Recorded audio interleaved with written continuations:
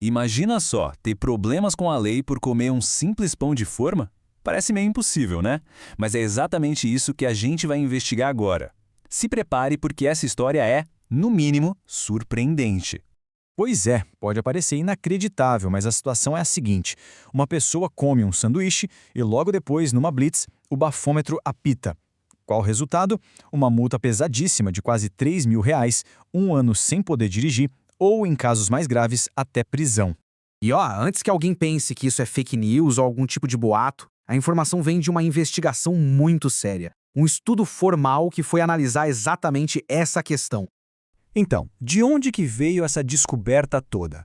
A investigação que revelou isso foi feita pela Proteste, que é uma associação bem conhecida de defesa do consumidor. Vamos dar uma olhada no que eles encontraram. O objetivo do estudo era bem específico, na verdade. Eles queriam medir a quantidade de etanol residual, ou seja, álcool, que sobra em marcas bem populares de pão de forma. Sabe daquelas que a gente acha em qualquer supermercado? Tá, mas a grande pergunta é, como é que o álcool vai parar no pão? A ciência por trás disso é o que explica tudo. E olha, é mais simples do que parece. O processo todo acontece em 3 etapas. Primeiro tem a fermentação, o fermento naturalmente produz etanol ali na massa. Depois, na hora de assar, no forno, a maior parte desse álcool evapora. Só que nem todo ele. E aí é que entra o problema. Para fazer o pão durar mais, algumas indústrias usam conservantes antimofo, e são justamente essas substâncias que acabam segurando, prendendo o álcool que sobrou no pão. Ok, agora que a gente já entendeu a parte da ciência, vamos para o que interessa, os resultados do estudo.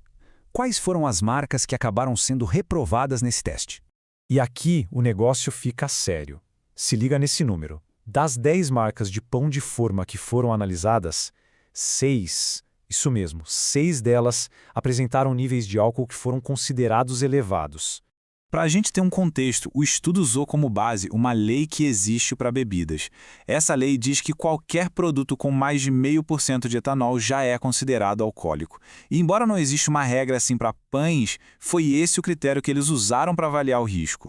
E as marcas que, por esse critério, seriam alcoólicas foram Balduco, Visconti, Panko e também 3 tipos diferentes da Wickbold. Um ponto importante é que, se a lei de bebidas valesse aqui, esses produtos teriam que ter um aviso no rótulo. Mas o ponto mais crítico mesmo, o que mais chama atenção, é que o estudo foi além. E a conclusão foi que, para 3 dessas marcas, comer apenas 2 fatias já poderia ser o suficiente para dar positivo num teste de bafômetro. E só para deixar bem claro, as 3 marcas que mostraram esse risco maior, onde só 2 fatias já seriam um problema, foram especificamente Balduco, Visconti e Wickbold 5 zeros. E para não ter nenhuma dúvida de que isso é sério, a própria conclusão do estudo da Proteste afirma, e eu vou citar aqui, o álcool de 2 fatias poderia incorrer em riscos a motoristas em testes de bafômetros. A confirmação vem direto da fonte. Beleza, então já está comprovado que tem álcool ali. Mas e na prática? Qual é o risco real para quem está dirigindo? Vamos dar uma olhada nas consequências disso no trânsito. Olha, a nossa lei seca no Brasil não brinca em serviço. Qualquer valor acima de 0 no bafômetro já é considerado infração.